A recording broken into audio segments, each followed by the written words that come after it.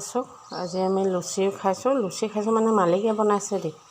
মালিকে বৰ লুচি বনায়, মই প্ৰায় পৰঠাই বনাওঁ।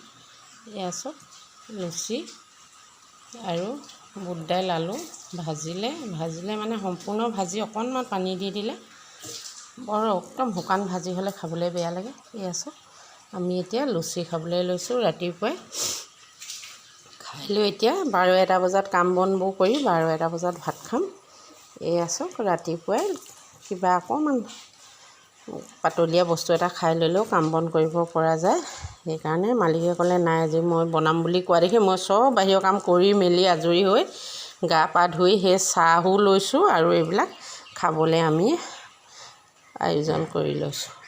হ'ব দিয়ক, মোৰ ভিডিঅ'টো চাব, লাইক আৰু ছাবস্ক্ৰাইব কৰিব। খাই কেনেকুৱা লাগিলে আপোনালোকক খোৱাৰ পাছত জনাম।